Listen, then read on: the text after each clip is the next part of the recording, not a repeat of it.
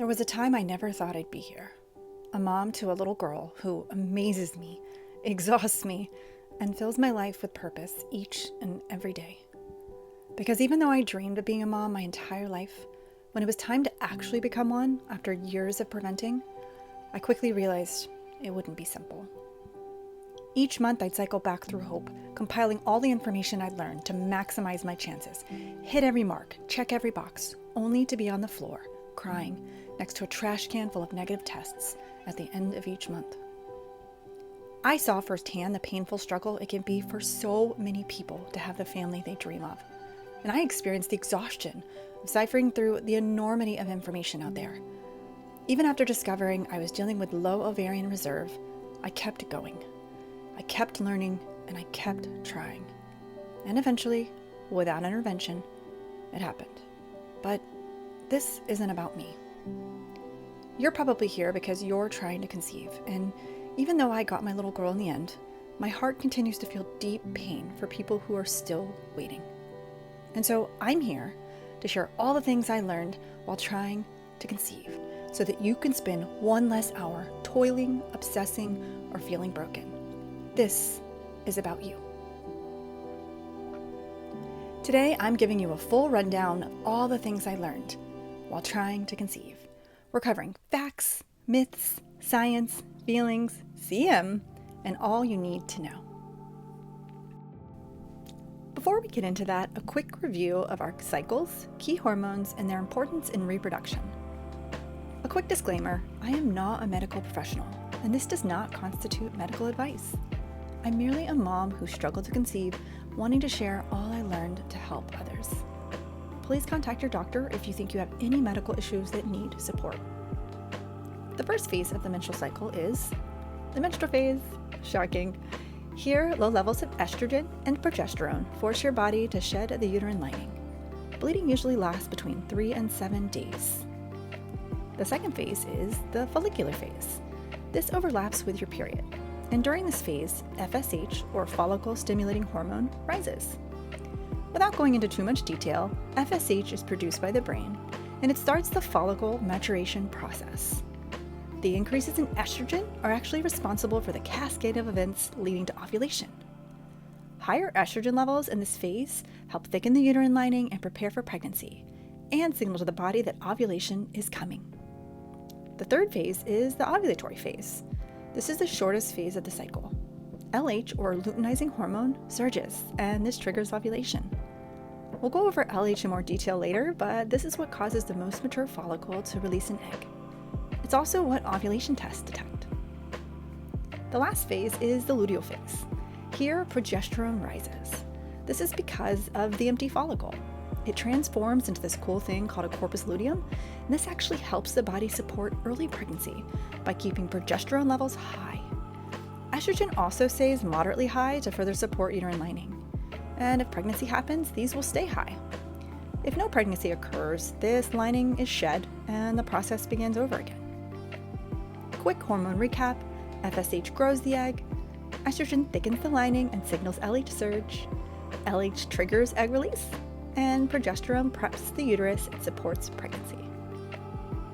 Now that we've done a quick review of those key hormones, let's dive in to the good stuff. Look, your middle school health teacher meant well, but ovulating exactly halfway through your cycle, that's a myth. Relying on a calendar alone is like trying to hit a bullseye with a blindfold on while riding a unicycle. Instead, consider ovulation test strips. You don't need to spend a fortune or go full CSI fertility investigator, just enough to get a read on your LH surge. Pro tip from someone who did this a lot of times: skip that first morning urine, it's basically yesterday's hormones, and aim for mid-morning urine. Limit fluids beforehand so it's not diluted. And start testing early, especially if it's your first time, maybe day 7 or 8. This is an LH test strip progression. You'll notice the left line is lighter than the right line until CD, cycle day 16, where it's almost as dark. This is what you're looking for. You want that test line, the line on the left, to be as dark or darker than the control line, the line on the right. This is my LH strip test from the month I conceived. Try not to compare your LH levels to the ones you see on fertility forums. Ashley's sharp peak isn't better than your slow rise. It's the personal trend that matters. As soon as you see that line progressing, it's time to get busy if you haven't already. Also, apps like Premom let you track this all easily. It's free and I really enjoyed using it. I also chose to track my BBT, basal body temperature. What is this? Ultimately, it's a way of tracking your cycle throughout the month, utilizing baseline body temperature and noticing small shifts that can indicate which phase of your cycle you're in. One important note about this is it's not predictive. This isn't going to magically tell you you're going to ovulate. Why? Because you can really only see that in retrospect. Rather, it's another tool for peace of mind you may find helpful. How does it work? Simple. You buy a cheap digital thermometer and you take your BBT every morning before you get out of bed. That part's important because BBT is your body temp at rest. And then you track it in an app of choice. You'll notice in the first phase of your cycle, your body temperature is lower.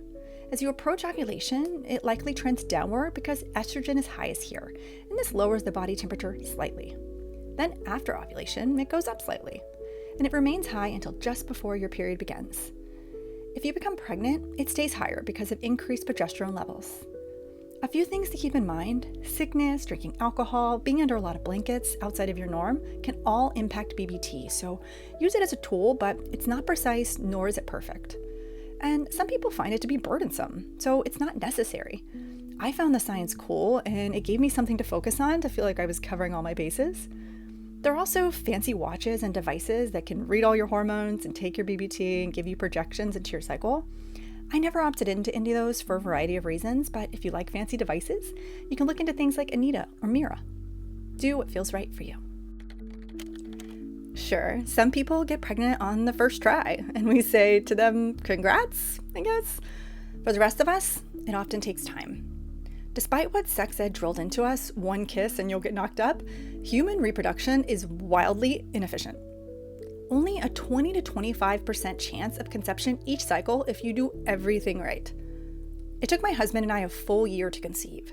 I was tracking everything, reading studies, drinking bone broth, and I even wore socks to bed one time because someone on Reddit said warm feet equals warm womb, whatever that means. If you're under 35, doctors suggest to wait a year before seeking help. Over 35, 6 months. But here's the deal, you're allowed to advocate for yourself sooner. If the doctor brushes you off, maybe find a new one. You know your body best. Ultimately though, it's normal for it to take up to a year. I'm going to repeat that again. It's normal for it to take up to a year. And if you're in the phase of your life where everyone around you is pregnant and you're struggling, I see you. I was you. And so many people are silently struggling too. Every TTC space online is a supplement circus. Magnesium, macaroot, myo-inositol, castor oil packs, it's overwhelming. But here's the thing, not everyone's body will respond the same way to these supplements. And the supplement industry is completely unregulated. So there's no way of knowing you're getting what is being advertised. Here is what is actually evidence-based for the non-fertility treatment community. Folate. This is critical because it prevents neural tube defects, and while it won't help you get pregnant, it's important if you're trying to conceive. Omega-3 fatty acids. These reduce inflammation and can improve health across the board. Vitamin D. The mechanism is unclear here, but there's some evidence that it can improve fertility, especially for people that are low or if you live in areas with low light or wintry places. And CoQ10, another anti-inflammatory. It may support egg quality and sperm quality, especially if you're over 30, but it can take up to 90 days for an appreciable effect. And that's about it. There are a few other things out there that are common suggestions, but before popping anything new, talk to your doctor, because those 14 daily fertility cocktails some influencers are suggesting can actually mess with your cycle, ovulation, and hormones. Keep it simple. And remember, this is for couples trying to conceive without intervention. A fertility clinic will be able to test your specific needs and make recommendations based on actual data. Don't start taking something because it helped your favorite influencer get pregnant. Her unique biology and chemistry is hers alone. And as a board-certified health coach, my number one pet peeve is when people make money maximizing on people's lowest moments of vulnerability. If someone is recommending something they are profiting from, they're at least a little biased. Yes, what you eat and how you move your body matters, but you don't need to go full CrossFit Whole30 monk to get pregnant. nor do you need to lie down in a coffin during your 2-week wait. I've been a personal trainer and health coach for over 20 years, and I can summarize what truly helps for all phases of life, including this one. Lifting weights 2 to 3 times a week, cardio for endorphins, heart health, and mental health, walking, it's free and therapeutic. And you want to aim for about 150 minutes of moderate activity per week. Now, when it comes to nutrition, this can be really polarizing and everybody has an opinion. But for most people, focusing on eating whole foods, fresh fruits, vegetables, lean proteins, healthy fats, complex carbohydrates, 80% of the time is what you need.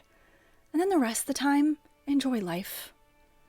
Now, what hurts? Extreme dieting, excessive exercise, 2+ hours a day, unless that's the norm for you or you're a full-time athlete, and stressing over every bite of food. You're not going to ruin your chances of getting pregnant because you had wine and nachos or a margarita on date night. If you've got a medically prescribed diet, follow that. But there's evidence that insulin resistance can impact fertility. So if you believe you might fall into this category, talk to your doctor about connecting you with a dietitian who can help create a plan. Also, if you notice your cycles are extremely long, like over 35 days, this is something to bring up with your doctor as well.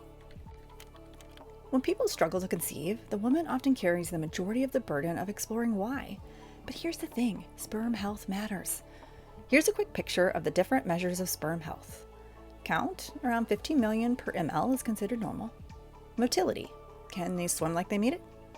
Morphology, do they look normal? And DNA quality, this affects both fertility and miscarriage risk.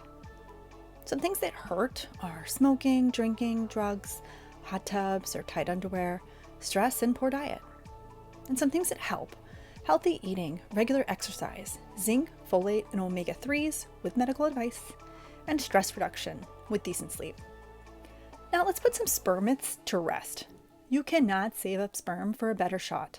Doing the deed every 1 to 2 days during your fertile window is best. But even if you're doing the deed once or twice in your fertile window, the 5 days before you ovulate and the day of can technically do the trick. You don't need to stand on your head post-deed, nor do you need to lay down with your legs in the air. I think this myth came up from the fertility clinic world where they have patients rest after procedures like IUI. But it's not the case for your non-fertility specialist couple. Sperm are Olympic level swimmers.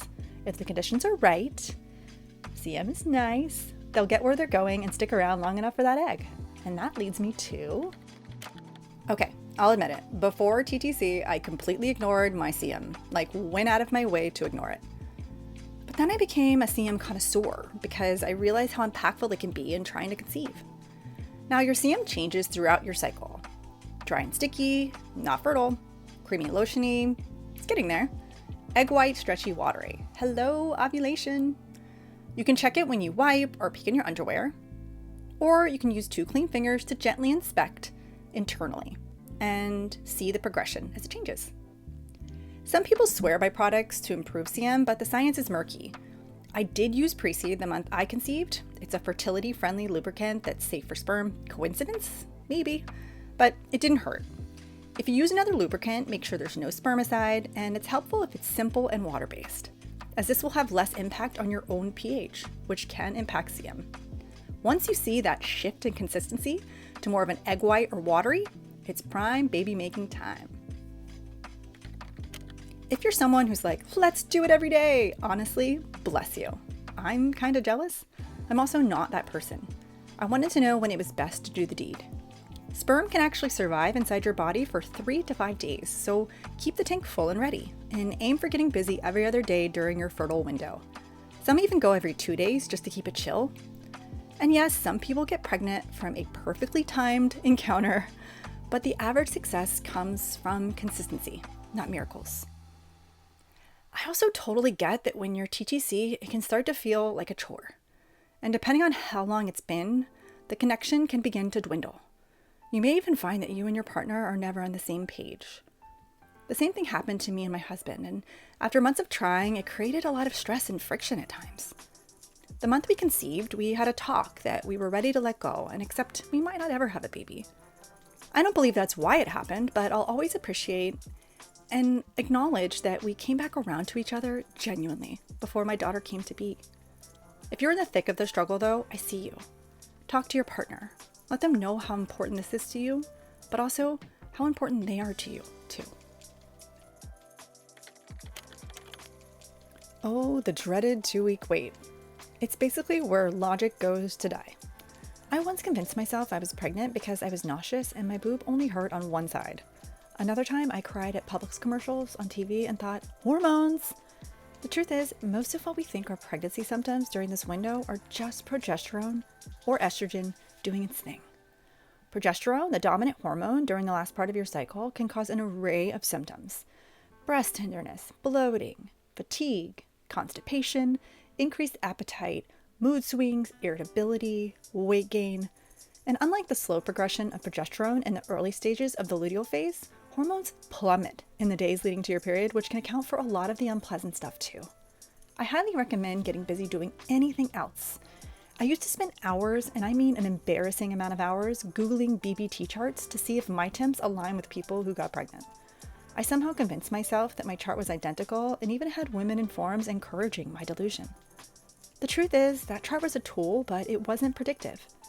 And if you do need to spiral, dedicate a short time, like 30 minutes to spiraling, and then get busy doing anything else. What I found helpful was dedicating time to a hobby I could only foster during my luteal phase. Reading, writing, painting, crocheting. This was my baby that I could nurture when my desire to be a mom was so palpable. Find your luteal hobby, fully lean into it, make it special, and limit it to this time only. Okay, you did all the things. You checked your LH strips, you charted your body temps, you timed the deed perfectly, and you survived the 2-week wait. Now it's time to test. What are you testing for? HCG, or human chorionic gonadotropin. This is a hormone primarily produced by a type of placental cell produced during pregnancy.